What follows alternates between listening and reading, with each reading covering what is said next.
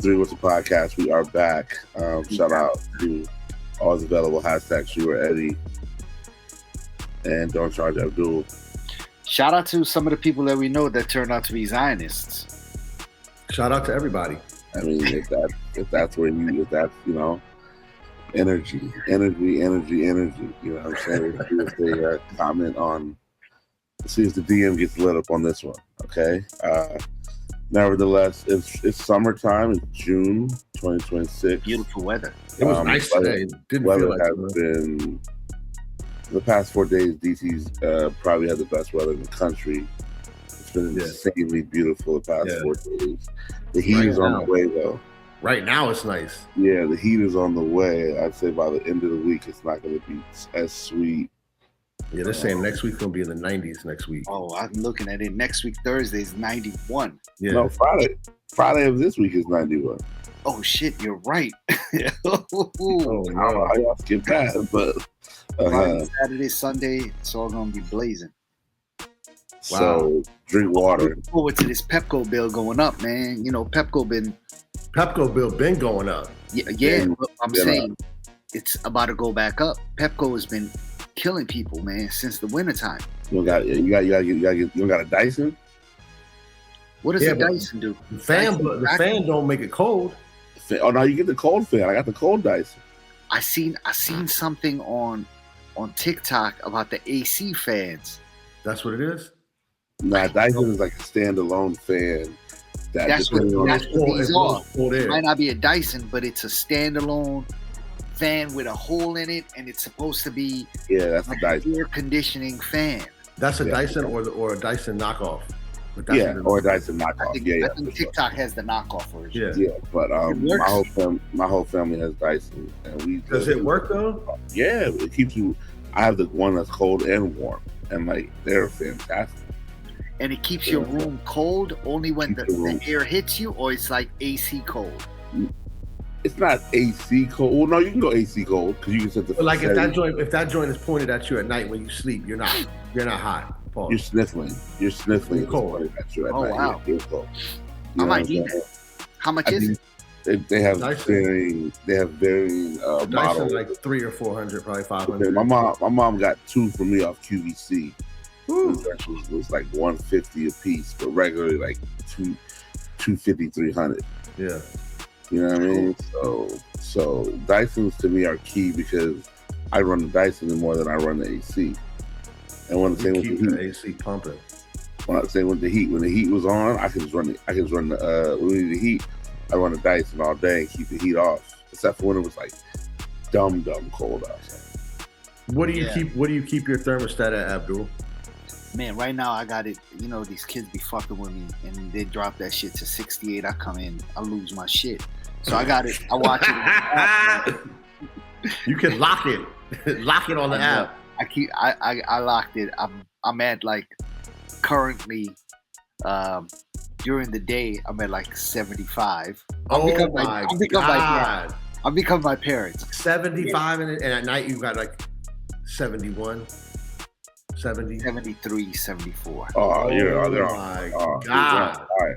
You know, every room has a fan in it. I'm like, use that. Mm-hmm. Wow. Nah, my shit is at 70 right now, but we about to drop it down to like 68. Yo. At night, I like it brick. It's I already know how crazy my electric bill is gonna be when it's summer. Yeah. I want to just try to like saving up. Yeah, a little bit. I mean, you know, again, it's also about getting out. Play that. It's also about getting out the house, right? So you got to make sure, like during the day, I keep the windows open during the day. Yeah. Yo, it's actually not 70. You should not have. If you open the windows outside, you'll get 70 degrees in the house right now. Or just set it to auto and then open the windows. But you don't need the window. You don't need the AC on right now. I don't think you need the AC on right now. I like to feel the cold when I walk in my house from the outside. My house got to be when you walk in like whoo.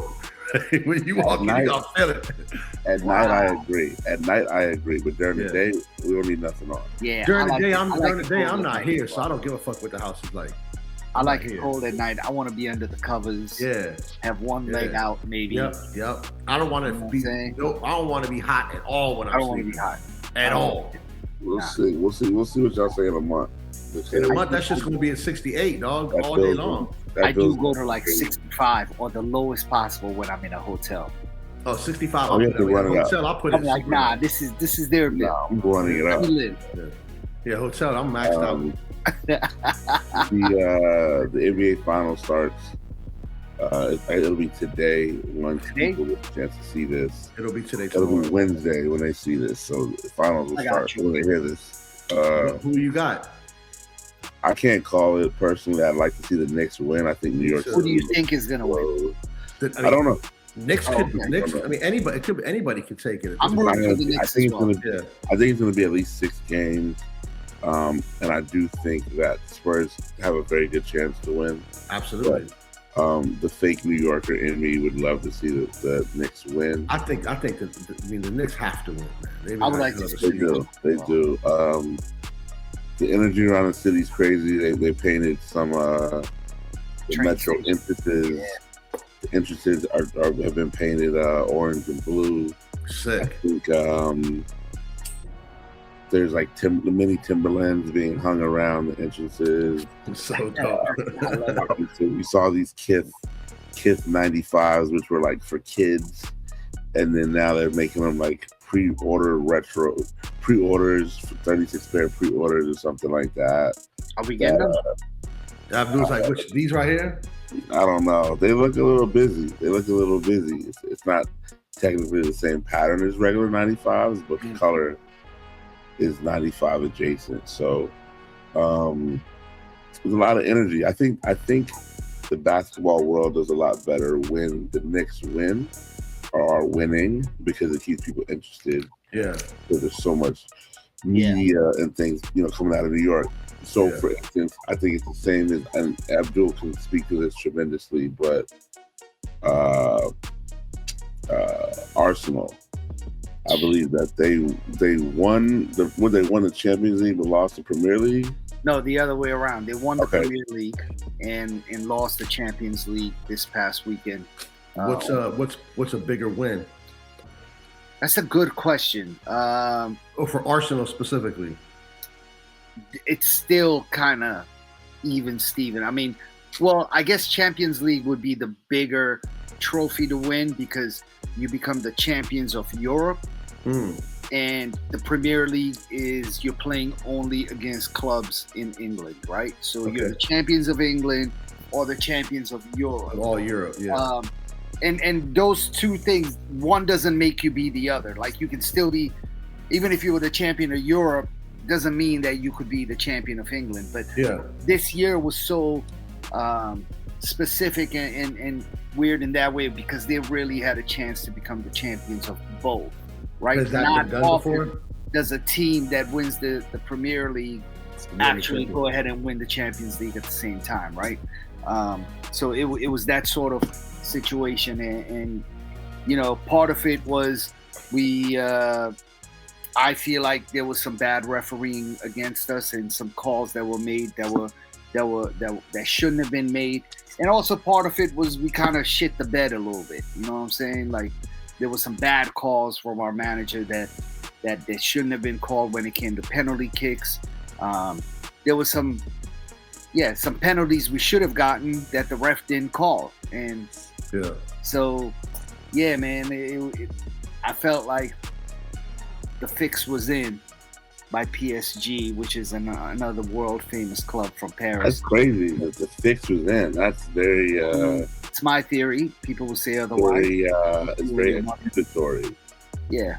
So that was a disappointing Saturday, man. But there was celebrations all over England on Sunday when the team returned and they had their parade in London, and few million people showed up. Like I saw something like 2 million, 1.5 million. It's crazy. It's nuts. I wish I could have been there, but I know your man Neil was probably Neil was out there taking photos. It looked insane, man. And So also, they said there were a lot of bars in DC that were showing the match. I guess Champions League is a big deal across the world, and there's a lot of places in DC.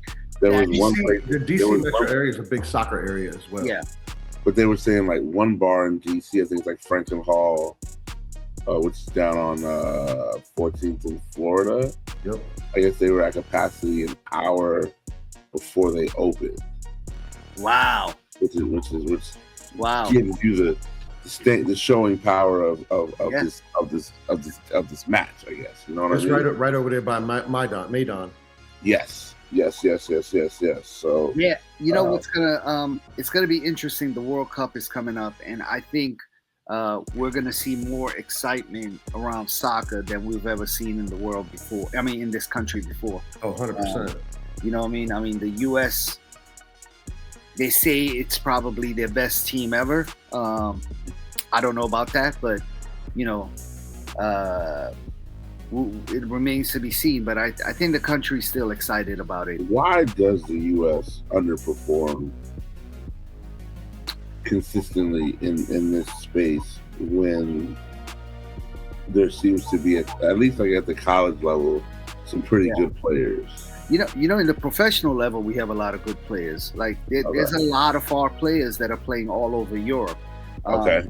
They're not absolute monsters in Europe, though. You know what I mean? They're still it's the same reason why the other countries do better than we do is the same reason why we do better in basketball than any other country.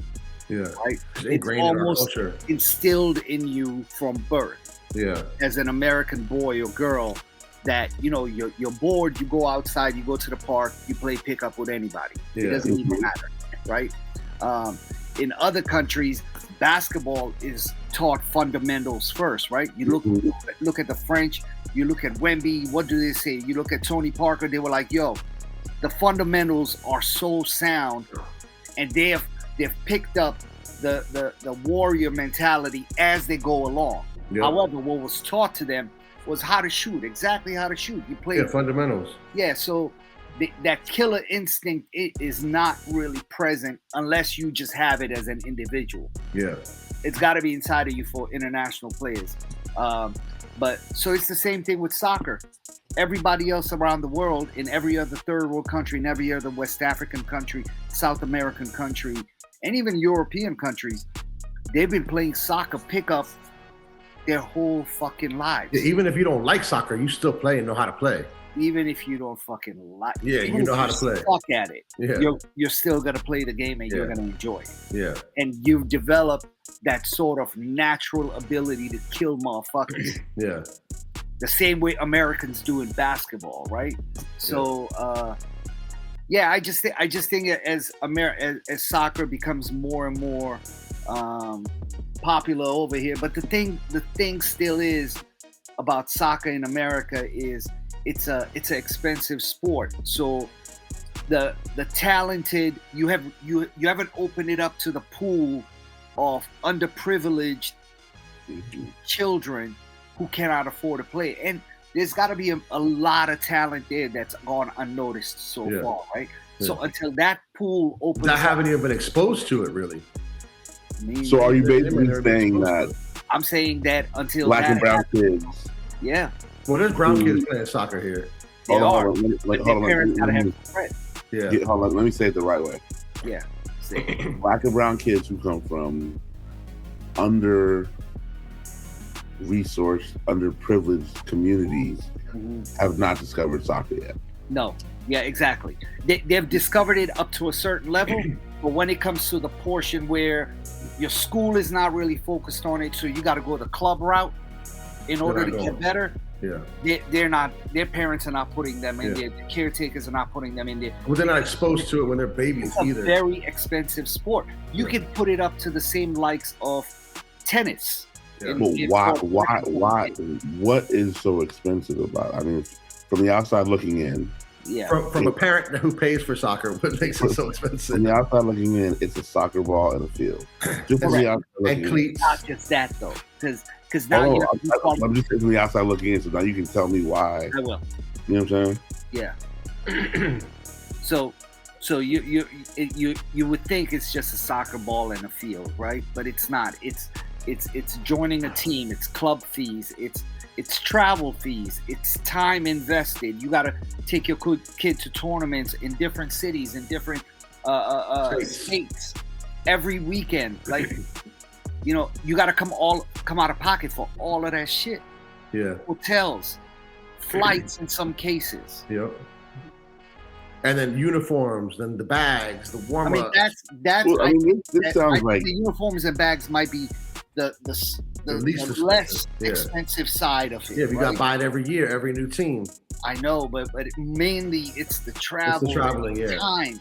If they're playing at a competitive level, you're traveling every weekend, and you're going to practice. This also sounds like it's like every other sport, dog. It sounds like you just need to focus the resources.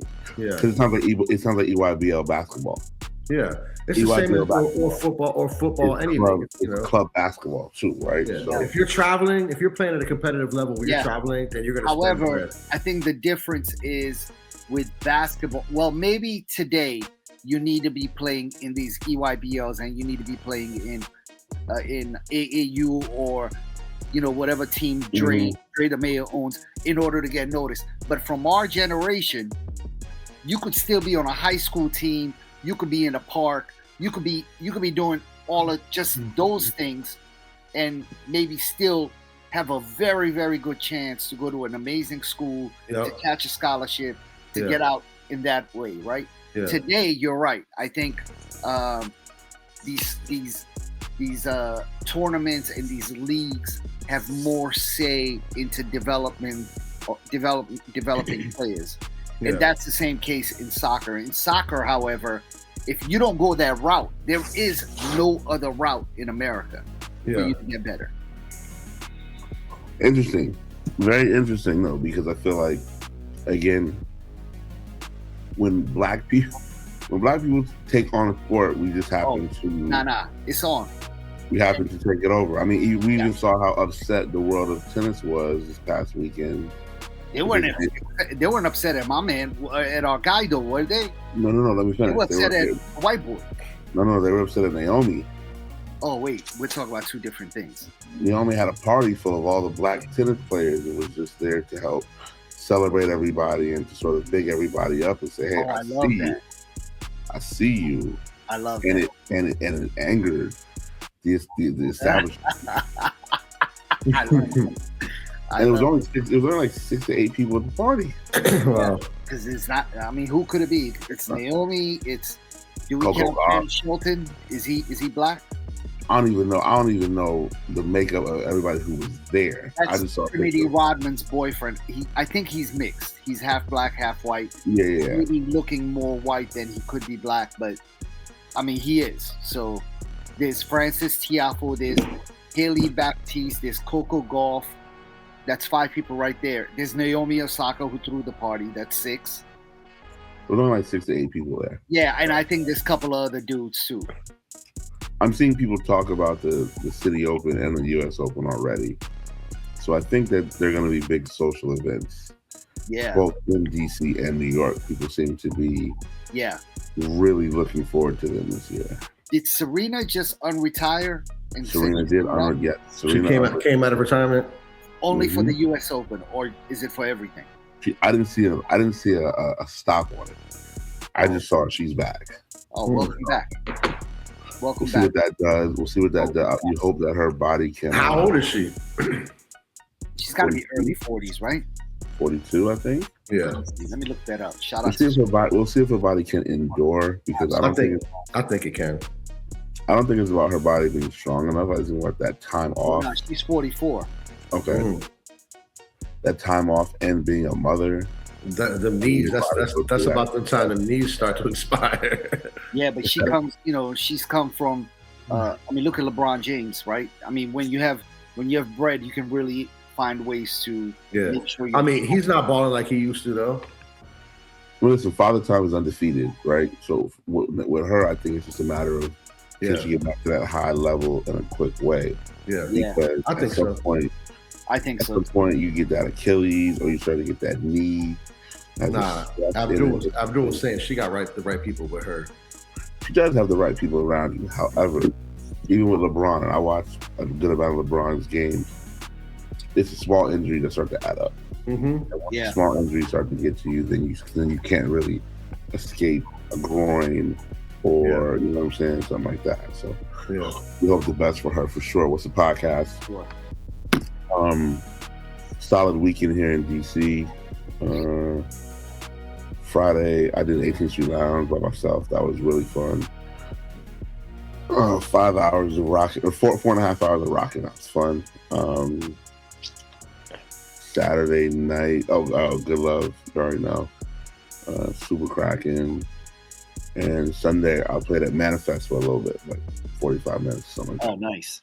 So did I see you on Friday? I'm trying to remember what happened my Friday night, where I ended up. I feel like but I don't remember.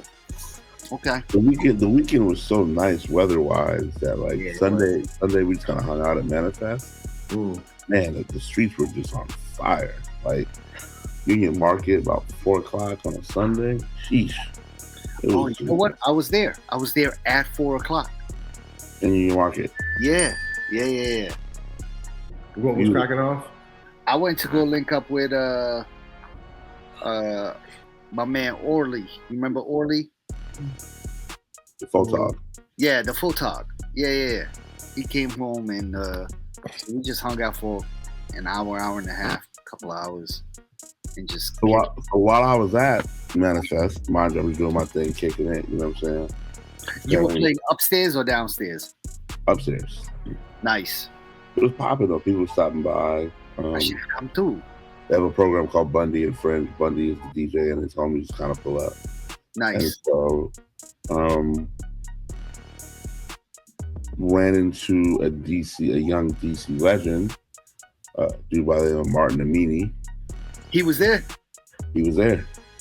Oh, shit. He was at Manifest, and I hadn't seen him in a minute, maybe 10 plus years. I said, Jerome? Yeah. I said, yes. He said, man, it's Martin. Oh, man. And we got to chopping it up. And he's doing some big things over on Upshur Street, Northwest. Yeah, room 808. Yeah, we don't want to give away what we have on deck just yet. Okay. But the big things for What's a Podcast and his space. So we will look forward to that and sort of unveiling the information later on. But dude's back in DC. You know, he was in LA for a minute. Yeah. Yeah, he's looking to kind of get the comedy scene going in his own way. I think comedy right now is really in a good space. I mean, I do too. I feel like it's on my Instagram all the time, and I feel like people go to comedy shows often. You know what I'm saying? Like, I go to them pretty often, to be honest with you. I told myself last week. Yeah. You went to go see Michael Blackson. How was he? Hilarious. I want to go see the guy Mojo. Openers were funny. Oh, you want to go see Mojo Brooks? He be wildin', dog. Yeah, I know. Let's go to room 808 one day this week. Yeah, I've been there a couple times. It's dope. I've never been there, but now that he's there, he owns it. He owns it. He owns it. It's right across the street from Timber Pizza. It's 808 Upshur. Let's go see Mojo Brooks. That's what I want to do. When is he coming to DC? I'll figure it out. Even if I didn't realize that's where 808 was. I don't know why I thought it was on Georgia Avenue. No, it's on Upshur. Gotcha. Literally across the street from like Timber Pizza. Okay. And Timber is crack. It's a row house. Got you. Yeah. I'm 100% down because over there you can just park wherever you want to. Yeah, it's a dope little date spot. You can get, it shows like an hour and a half, nothing crazy. But yeah, I mean, I think that we figure out everything, and we'll have something very, very amazing to share with the people, man. So definitely come out for it if we have something. He also started this show called the Martin Amini Show, where he's like interviewing personalities and people in DC. He just talked to the two mayoral candidates who are leading the race. The Democratic primary happens on June 16th, and it's between Kenyon McDuffie and Janice Lewis George. Denise Lewis George. So he had Kenyon McDuffie on his show as well. And I just saw the episode of Janice just popped up as well. So, he's Martin's from this area, but it's we're going with Kenyon McDuffie from over here. So let's see what happens. That's funny. That's funny that Jerome ran into, because we just saw him like 2 days before that. Yeah. It's the mayoral race has been an interesting one. I think the choice of ranked voting is interesting. I remember when New York did it a few years ago, they hated it. What voting? Ranked choice voting. Yeah, you know what? I don't know if I fully understand that. Yeah, explain that to me. If you understand I'll be honest with you, I don't know. I wasn't gonna do it now. Until it's if you vote for one person, but you know what? Actually, I don't know either. Yeah, so ranked choice voting before the put 16th. it in the comments, and actually next week is early voting. So I'm voting early. Right, I got my ballots right in the mail today.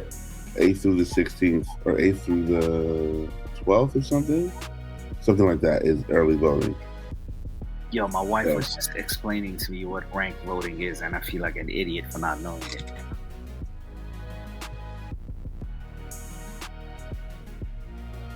I was just calling my wife to see if she was outside the door. I thought I heard somebody, and have her explain to us what ranked voting is. She knows. She knows. Yeah, she knows. We should hit up Silas. Kim. No, we're gonna go to Google. ChatGPT that shit. Yeah, I actually ran into Silas as well on Sunday. Ranked choice voting sounds like a simple promise. Instead of choosing one candidate and hoping your vote counts, you rank candidates in the order you prefer them. If your first choice cannot win, your ballot can still help decide between the remaining options. This is the sales pitch. The civics lesson is more interesting.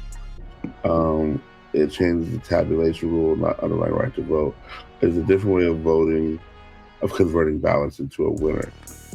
So basically, I guess they're just saying it's not one and done. Like, if you vote and your person doesn't win, your second place can win.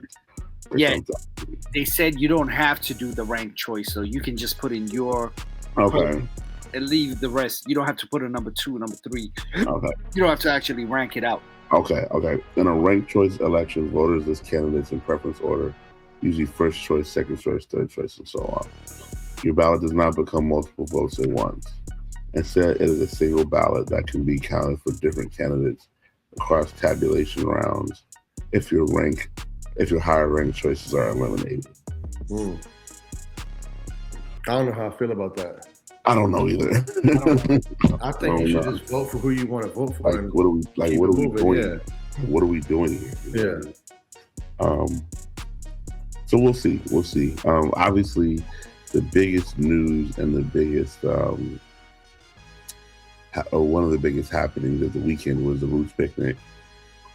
And that was kicked off by a private Jay-Z show for 200 people.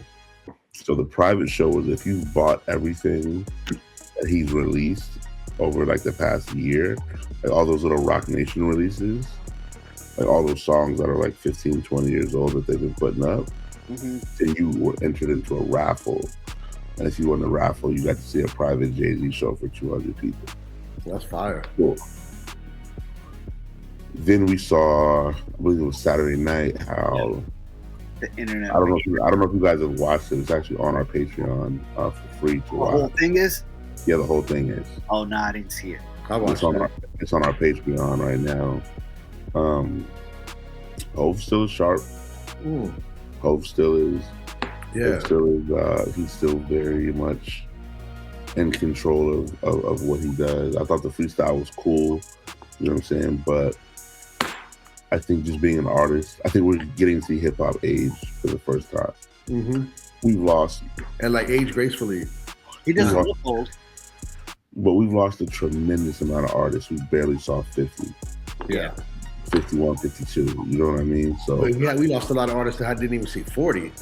True. Right. Back when that was cool. Right. Now trying to get old is cool. Right. So I think seeing Hov at 56, you know, on stage, Young Guns, State Property, Beanie Siegel, the whole nine, Pity Crack, you know what I mean? Killing it. You know, and then to also realize, like, these songs were the time of our lives. Some of the stuff was 30, 20. I mean, what we do is 20. Yeah. 22 years old. 30 years old. Oh, no, 20. Yeah, 20 years old. But that's crazy because when it came out, something that in 2004, when it came out, you know, something that was 20 years old at that back time, then, didn't sound like it was 20 years old. Yeah, it aged really well. He aged really well. You know what I mean? So that song is just so fucking good. I think Jay's chemistry with Questlove and Young Guru really helps the show. For sure. You know, he did some joints. He did I Know, which is a personal JV3 favorite. Yeah. Probably my second favorite Jay song of all time.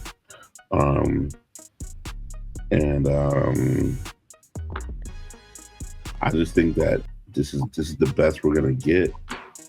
I think hip hop's in a really bad place because this is the best we're gonna get. Jay's 56, and when he decides to really hang it up, he's just so fucking cool, man. Like, you know how you can buy fashion, but you can't buy style. Right. Like, Hov doesn't have to have what all these other rappers are wearing, whether it's Louis Vuitton or Bottega. Yo, you don't even fucking know.